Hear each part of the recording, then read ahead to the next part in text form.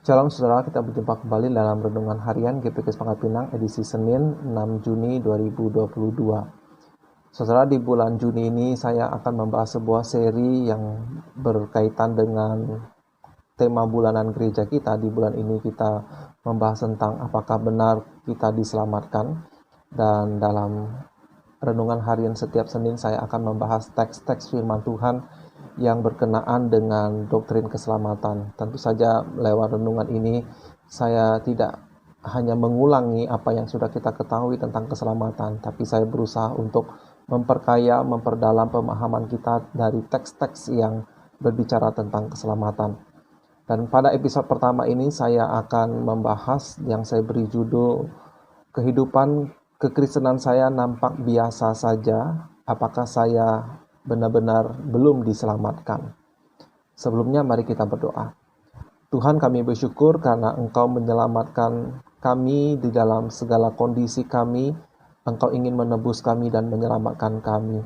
Hari ini kami akan membahas satu kondisi yang mungkin dirasakan oleh sebagian dari kami ya Tuhan. Ketika kami merasa kehidupan kekristenan kami nampak tidak spektakuler, nampak biasa-biasa saja, kami perlu memeriksa kembali apakah kami betul-betul diselamatkan berdasarkan firman-Mu ya Tuhan.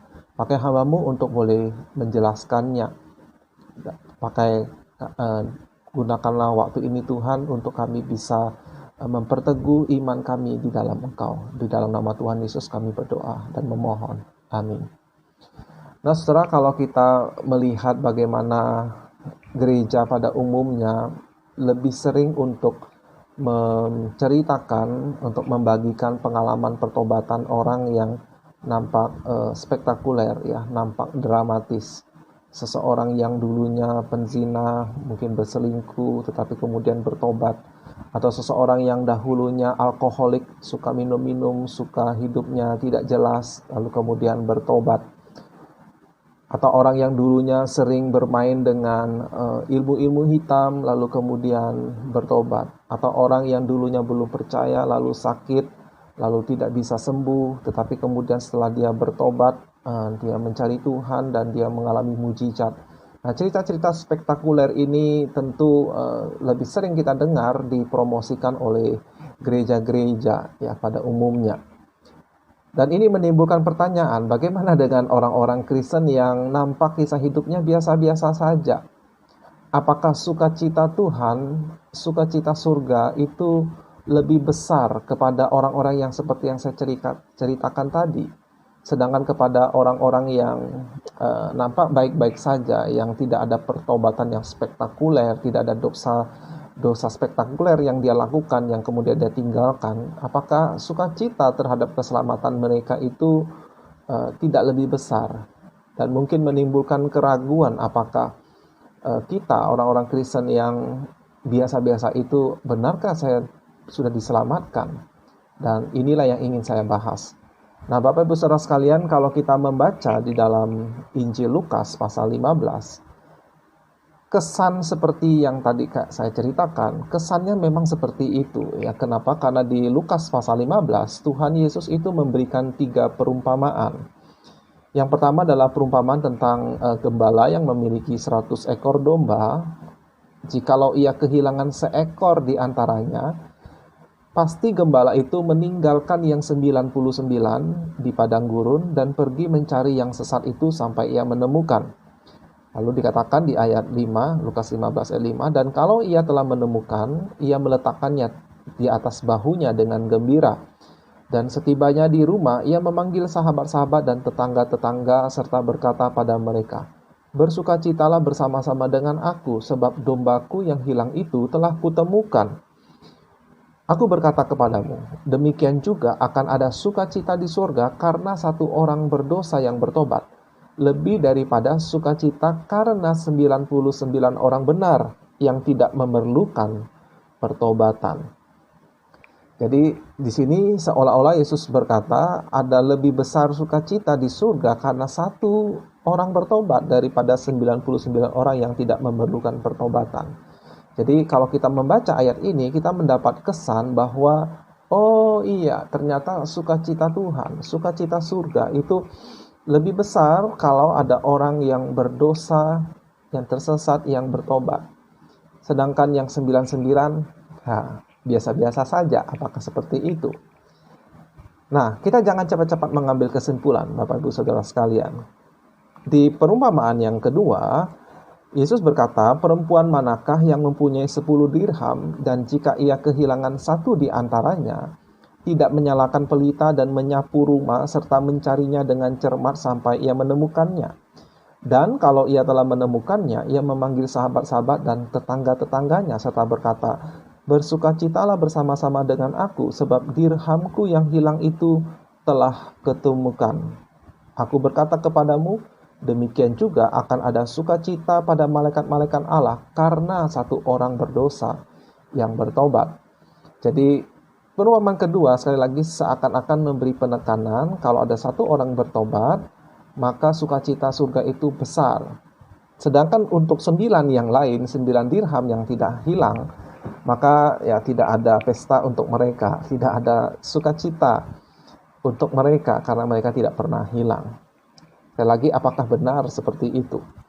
Kemudian Yesus melengkapi kisah perumpamaannya ini, trilogi ya, dengan menutup dengan kisah tentang bungsu yang durhaka, anak bungsu yang durhaka, dan kita semua familiar dengan cerita tersebut. Dan saya tidak perlu menceritakan, saya hanya ingin mengajak kita melihat di ujungnya bahwa setelah si bungsu itu kembali, ayah menerima dengan sukacita, mengadakan pesta. Maka si sulung yang tidak pernah pergi, tidak pernah meninggalkan ayahnya, itu menjadi kecewa kepada ayahnya, marah. Lalu kata ayahnya kepada anak sulung yang kesal karena ayahnya membuat pesta untuk si bungsu yang berdurhaka kepada orang tuanya, anakku, engkau selalu bersama-sama dengan aku, dan segala kepunyaanku adalah kepunyaanmu. Kita patut bersukacita dan bergembira karena adikmu telah mati dan menjadi hidup kembali. Ia telah hilang dan didapat kembali. Nah, Bapak Ibu Saudara sekalian, 3 trilogi perumpamaan Tuhan Yesus, 3 perumpamaan Tuhan Yesus secara berturut-turut ini seharusnya lah kita pahami bersama-sama. Bukan berarti tidak bisa dipahami secara terpisah.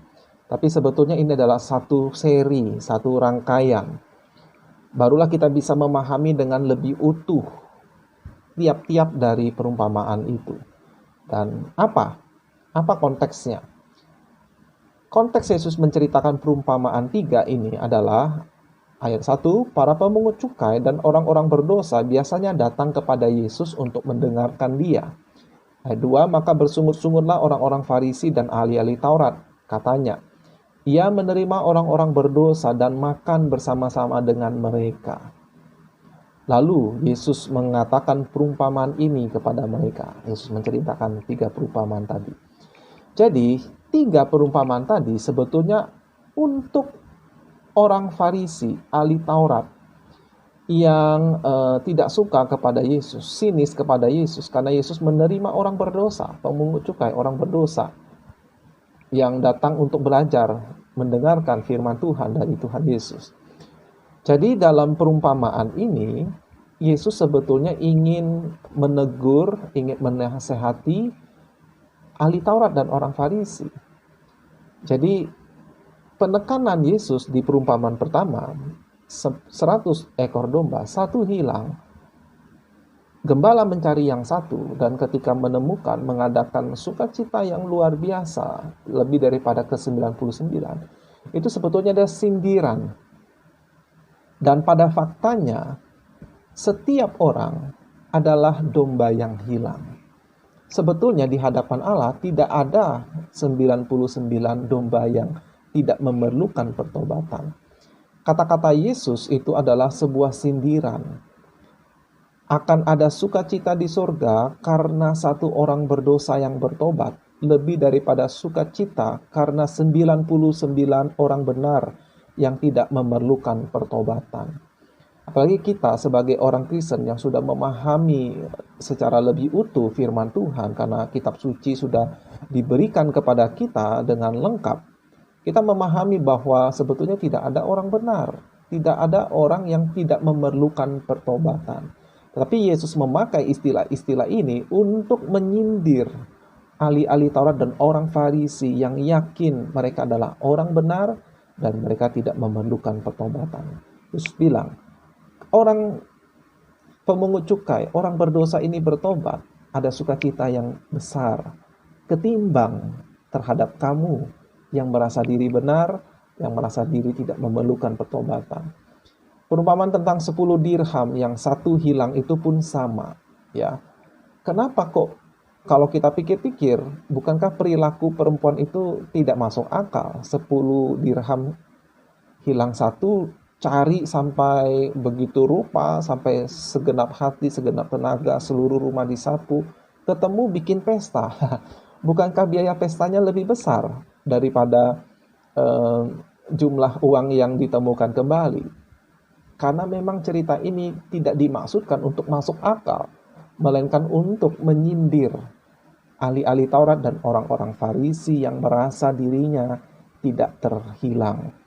Dan hal ini makin tegas di dalam perumpamaan ketiga tentang si bungsu dan si sulung.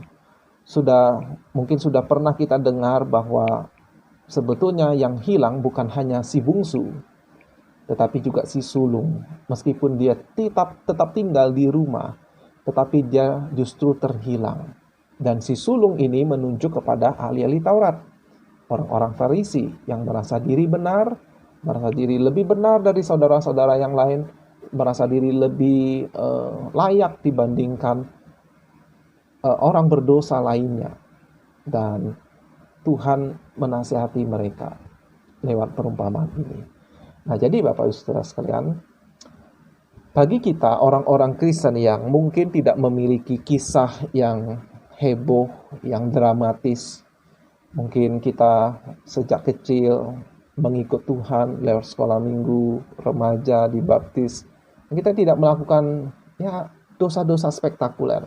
Saya ingin kita berhati-hati terhadap istilah ini, karena sebetulnya setiap dosa adalah berbahaya. Setiap dosa adalah penghinaan kepada Allah. Setiap dosa adalah jahat di hadapan Allah. Tetapi kita merasa, apakah hidup saya tidak lebih berarti daripada kisah-kisah orang yang mengalami anugerah-anugerah yang berbeda dari kita? Justru sebaliknya, saudara. Tidak peduli apakah kita melakukan dosa A atau dosa B atau C, sebetulnya tidak ada bedanya. Karena setiap dosa adalah dosa di hadapan Tuhan, dan setiap dosa membutuhkan anugerah dari Allah. Setiap dosa membutuhkan penebusan yang sempurna dari Yesus Kristus. Dan justru kalau kita tidak diizinkan Tuhan jatuh ke dalam dosa-dosa yang lebih berat, yang lebih mengekang kita, justru itu adalah anugerah khusus buat kita. Dan bukan berarti kita tidak lebih berarti daripada orang lain, ya.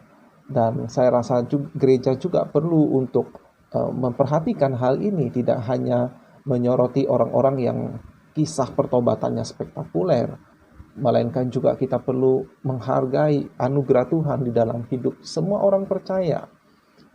Apapun kisah mereka, ya, seberapa remehnya pun itu kelihatannya, karena setiap orang sebetulnya adalah orang berdosa yang membutuhkan anugerah Allah. Jadi Bapak Ibu Saudara sekalian, kalau kita adalah orang Kristen biasa, tidak banyak cerita yang spektakuler yang bisa kita ceritakan, tidak mengapa. Anugerah Tuhan tetap besar, terlalu besar bagi kita. Baiklah kita yang setia, ya, kita yang lurus-lurus saja, mari kita pertahankan sikap hidup seperti ini. Dan sambil kita terus makin peka kepada dosa-dosa kita. Saya ingin tutup dengan menceritakan sedikit tentang Rasul Paulus. Bagaimana Rasul Paulus di dalam tulisan-tulisannya, dia pernah membandingkan diri, tentu secara rendah hati, dia membandingkan diri dengan para rasul, dan dia berkata, aku yang paling hina dari antara para rasul. Lalu dalam kesempatan yang lain, dalam surat yang berbeda, dia membandingkan dirinya dengan orang-orang kudus, yaitu jemaat Tuhan, jemaat secara umum. Dan dia berkata, di antara orang-orang kudus, aku adalah orang paling berdosa. Dan kemudian di salah satu suratnya yang lain, Dia bahkan membandingkan dirinya dengan semua orang berdosa di dunia ini. Dan dia berkata, di antara semua orang berdosa, akulah yang paling berdosa. Apakah Paulus ini sebetulnya sedang berkata sopan saja? Saya yakin tidak. Pengakuan dia bahwa dia di antara orang berdosa, saya adalah orang paling berdosa, justru karena dia sadar, dia makin mengenal Allah yang kudus, dia makin peka terhadap kekurangannya sendiri. Semakin sadar diri tidak layak, ya, semakin sadar diri itu bukan siapa-siapa kalau tanpa Tuhan. Dan itulah sebabnya mengapa dia dari membandingkan diri dengan para rasul, dengan jemaat, lalu dengan orang berdosa, dia sampai dengan tidak malu-malu mengatakan, aku yang paling berdosa. Artinya, saudara, bagi kita yang mungkin tidak ada kisah hidup, ya dulu saya mabuk, lalu sekarang saya berhenti. Dulu saya memakai jimat, sekarang saya sudah berhenti. Mungkin kita tidak melakukan hal-hal seperti itu. Tetapi baiklah teladan Rasul Paulus. Semakin tua dia, semakin mengenal Tuhan, semakin dia sadar dirinya orang berdosa. Bukan makin berjalan pelayanan, ya makin bertumbuh dalam iman. Oh, bandingnya sekarang bukan lagi pada orang berdosa. Sekarang saya bandingnya dengan para hamba Tuhan. Dulu saya bandingnya ya dengan jemaat. Sekarang saya bandingnya di antara diaken. Nanti saya bandingnya dengan hamba Tuhan. Nanti saya bandingnya dengan para bapak-bapak gereja. Apakah seperti itu? Rasul Paulus justru terbalik. Dia semakin rendah hati. Dan inilah justru arah pertumbuhan rohani yang sebenarnya. Ya, tanda pertumbuhan rohani yang sebenarnya. Semakin mengenal Tuhan, semakin menyadari ketidaklayakan diri. Kiranya firman Tuhan hari ini menolong saudara-saudari, khususnya kalau bagi Anda yang mungkin pernah merasa kecil hati. Apakah saya seperti 99 domba yang tidak hilang? Tidak, saudara, kita semua adalah domba yang hilang. Dan apapun kisah pertobatan kita, sukacita surga itu besar terhadap pertobatan kita. Kiranya Tuhan Yesus memberkati. Sampai jumpa di episode berikutnya.